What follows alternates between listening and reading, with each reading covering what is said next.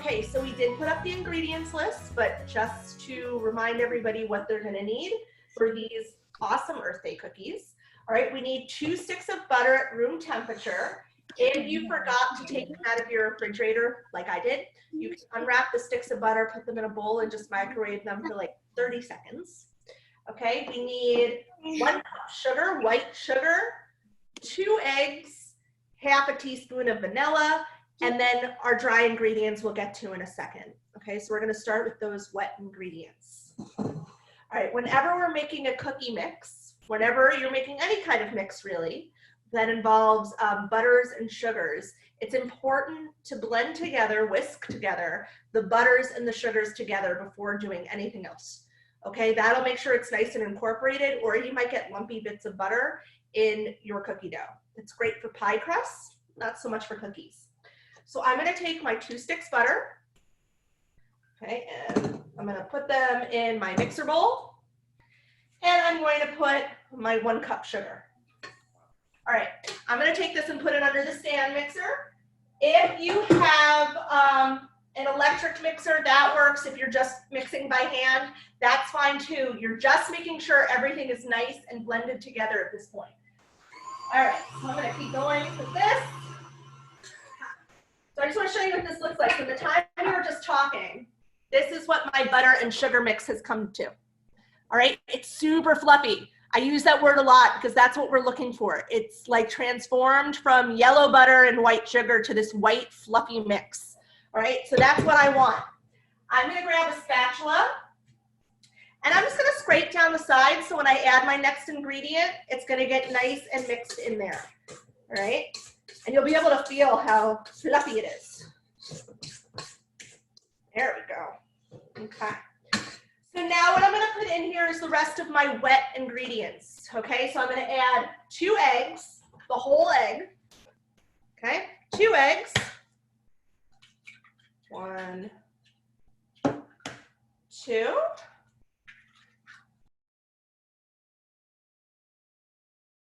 And I'm also going to add my flavoring. Right, so that's 1 teaspoon.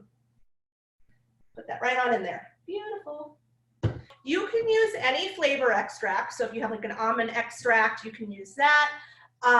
Or if you don't have anything like that, any kind of citrus fruit would be really yummy in here. So if you had, let's say, oranges or lemons in your house, putting, instead of the teaspoon of vanilla, doing a teaspoon of the juice from that citrus fruit and with your sugar zesting, so that's taking the rind, the outside of that orange or lemon, that citrus, and grating it really finely into your sugar and then using your hand to kind of blend it all in there at the very start, that's gonna be really, really yummy.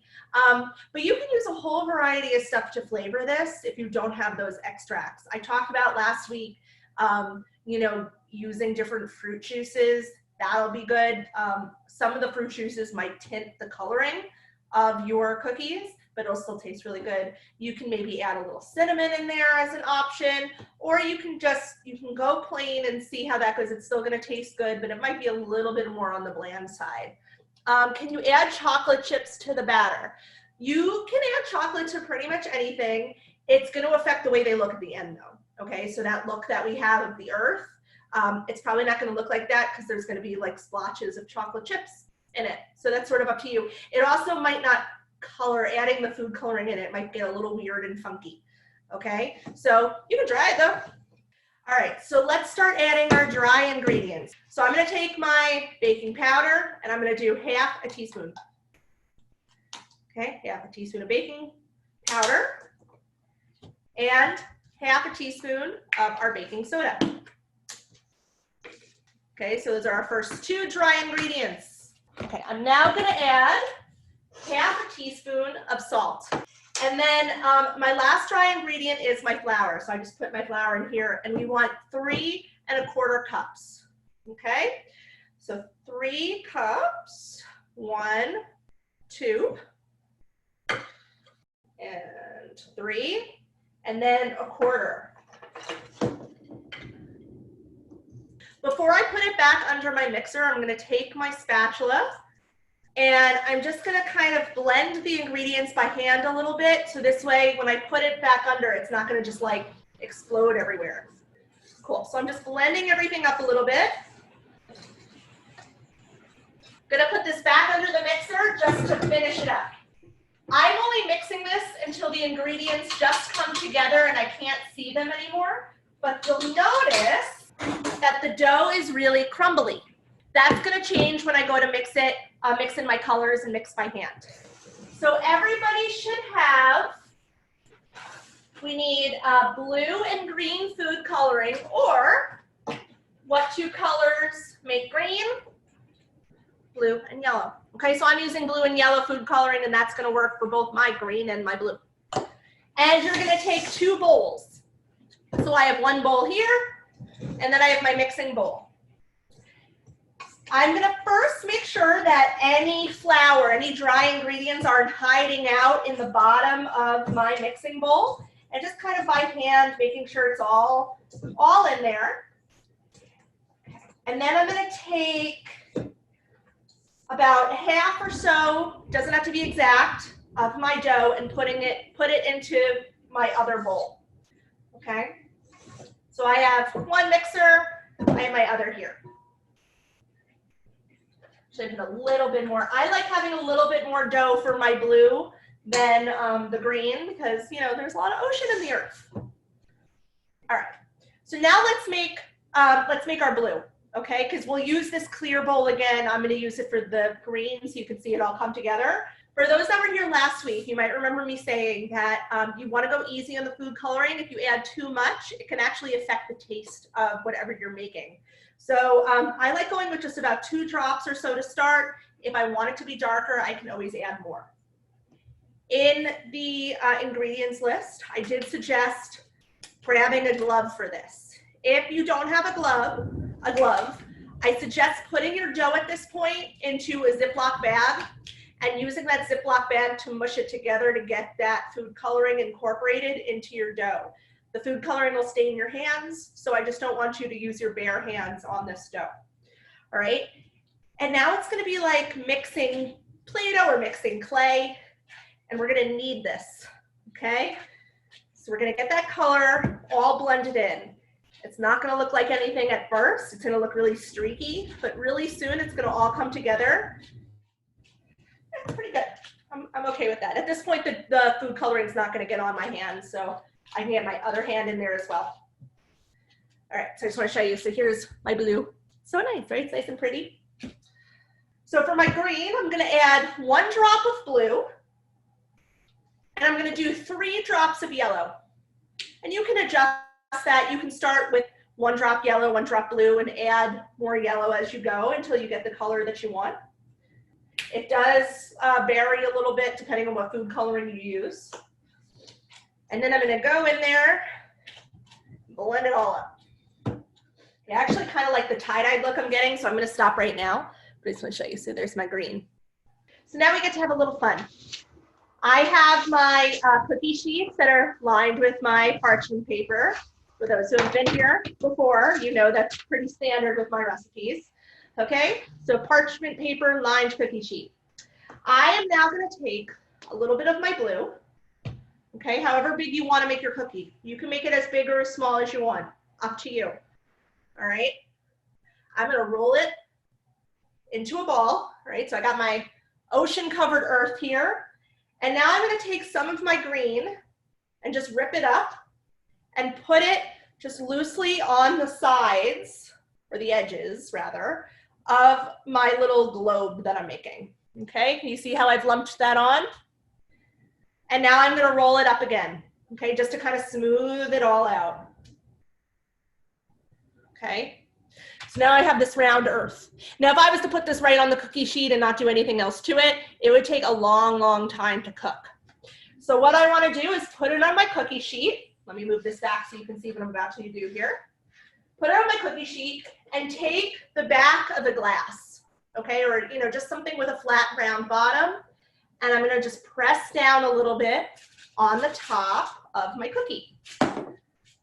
Okay, so this is what I get now. Look, that kind of even looks like a continent. I don't know if you can really see it in my Zoom camera. That's pretty good. Okay. So now I'm gonna do it again. I'm gonna take a lump of my blue, roll it on up, and then rip off some green pieces, put it around. This is where I get to be a little artistic with it. Okay, roll it up. And all of the balls of cookies, these earths that we're putting on the cookie tray, you want to make sure that there's at least 2 inches between the neighboring cookies. All right, 2 inches apart, because these will spread a little bit in the oven and we don't want them to mush into each other. Okay, there we go. Cool. All right, so we're going to do a little bit of experiment with my trays here. I have one tray that was in the refrigerator for a nice chunk of time and one that wasn't. And I'm going to be able to show you what the difference is between the spread of the cookies. I'm going to pop this in my oven that's been preheated to 400 degrees for just about 4 to 6 minutes. Okay, I'm going to start with 6 minutes, I think, just because I know my oven and I know it usually needs a little bit more time. And these are pretty thick cookies. So I'm gonna do about 6 minutes, and then I'm gonna check and see if the edges and the underside is just slightly browned. All right, so that's all it takes, about 6 minutes. Okay, so I can feel that mine are not done yet. I'm poking it and like I'm not gonna be able to, you're not gonna be able to see it on Zoom, but the center is still like shiny and looks a little wet. I can tell these are not done yet. So I'm gonna put them in for 2 more minutes. What I look for in my sugar cookies to tell that they're done, I either look for a slight bit of browning along the edges, or I lightly see if I can pick it up. And I see what happens when I go to pick it up. If I can't pick it up because it gets like mush in my hands, they're definitely not ready. If there's a little bit of give in them, I usually like leaving them in for another minute or 2.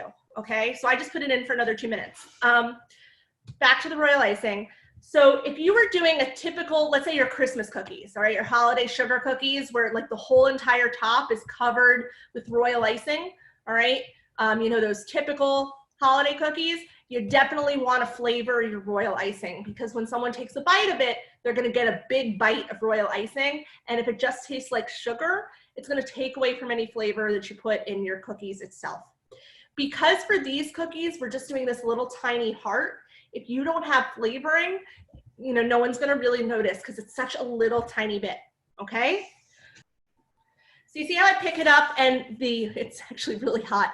Ow. When I'm picking it up, my fingers aren't kind of depressing into the side of the cookie. It's still holding, whoops, it's still holding its shape. Okay, so that's what I'm looking for. But there are my cookies, and if I look at the bottom of them, okay, it's just lightly browned, okay? So I'm gonna take these, I'm actually gonna put them, you can leave them on the cooking tray for a little bit. I'm gonna pop mine onto a plate into the refrigerator so it cools down faster, and this way I'll be able to demo the final step for all of you. And I do wanna show you, so the ones that I put in the refrigerator are much more consistent in size, and they kept like a really nice round shape.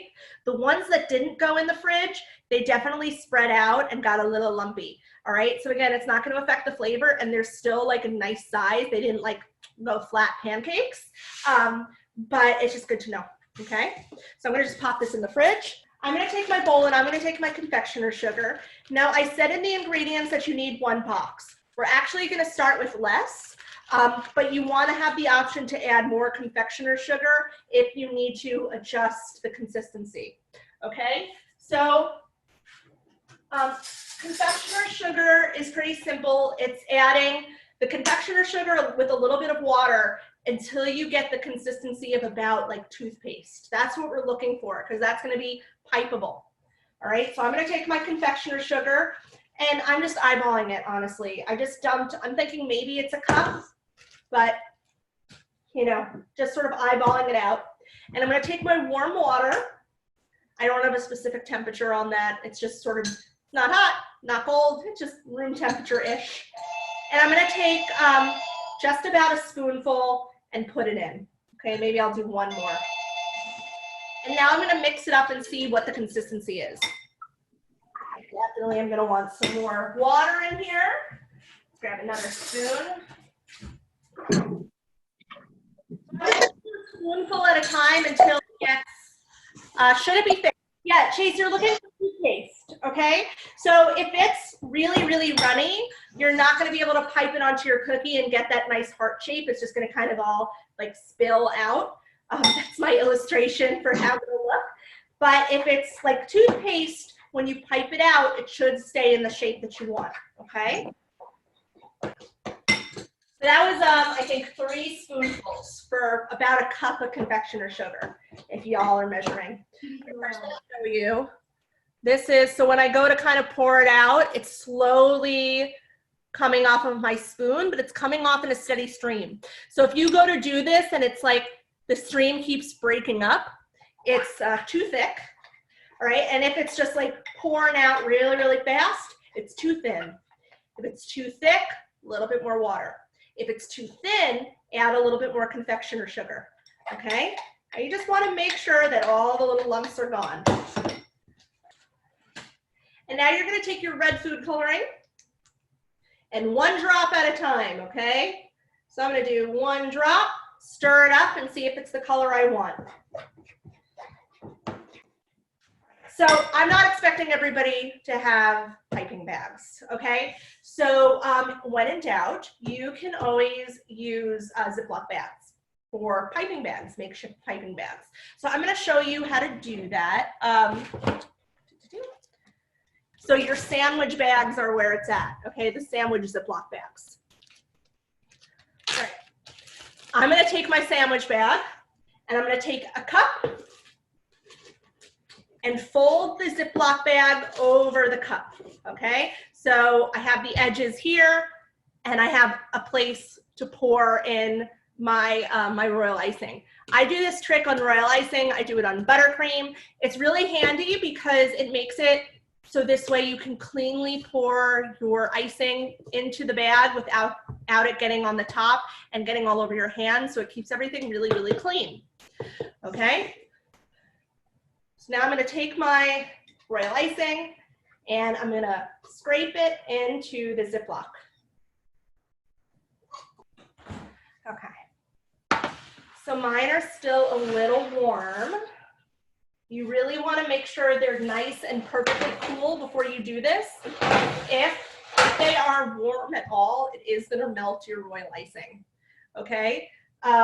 But we only have like 3 more minutes before I have to let you go. So I'm just going to demo how to make the little heart. But I really recommend that before you go ahead and try this, that you wait until your cookies are completely cool. Okay. Can I use a sandwich bag that doesn't close? Yes, absolutely. You can use a sandwich bag that doesn't close. If you don't have the zip part, just kind of spin it. Okay. You just don't want the icing to accidentally pour out the top. Okay. So you want something to close it. You can use a rubber band. Okay, so when you are ready for this step, you're gonna take a scissor, and actually I'm gonna get a toothpick to help me out. Toothpick or a knife, okay, just something with a little bit of a point. And I'm gonna just sort of move my royal icing away from one edge of the bag, and I'm gonna snip a tiny hole, okay? Just like flavoring and food coloring, you can always make the hole bigger. You can't make it smaller. So go on, err on the side of caution and go smaller. All right, with one hand, I'm gonna be kind of squeezing the royal icing down, and with my other hand, I'm gonna help guide the tip to make that little heart shape. All right, so I'm gonna kind of squeeze it down. One hand is in control of the actual tip, so sort of opening and closing the end of the piping bag or the Ziploc bag like it's a valve, and the other hand is helping to guide, okay? And I can put my heart wherever I want it. And I'm gonna do one side of the heart and then kind of loop around and do the other. Okay, and then close the valve and pick it up, all right? Now I just had, mine went a little rogue, okay? So I don't know if you can see that. It's a weird kind of heart. So what I'm gonna do now is take my toothpick, and I'm gonna use my toothpick to help kind of draw the heart shape. All right, so if you haven't piped a lot and it ends up just being like sort of a blob, like mine just did, use your toothpick or your knife to help guide the royal icing into the shape of a heart. So it's like you're drawing with the royal icing, okay? Now, once this is done, I'm gonna leave it out either in the refrigerator or just room temperature. They're ready to eat, but if I wanna take like photos or put them away into like a Tupperware container or a Ziploc bag for storage, I do wanna make sure that the royal icing is completely dry, and sometimes the royal icing can take like 24 hours to dry. Okay, so here's one heart. So I'm gonna turn it to the side and you're gonna see the royal icing gravity is gonna take hold, but really quick, look at that heart. Okay, so that's the way that they kind of should look. Oh, I'm so glad you guys liked this, okay? So just as a reminder, we're doing these every Tuesday at 2:30. If you have any ideas for what you would like to learn how to bake, let me know. You can put it in the chat or send me a message on, Casey_Hallen@rideCountryDay.org, or find me on Instagram at CaseyHBakes. I would love to see your cookies when they're done, so make sure to tag me, send me an email, and make sure to tag Ride Country Day as well, so we can all see the amazing cookies that you make, okay? I hope you guys have a great time. I hope you have a great week of Earth Day. Remember to wear your green tomorrow. And please send me your cookies when they're done. Send me, not the actual cookie, although, I would take those too. But send me photos, okay? I hope you enjoy these cookies. I hope your family likes eating them. And I will see you next week at 2:30. Bye.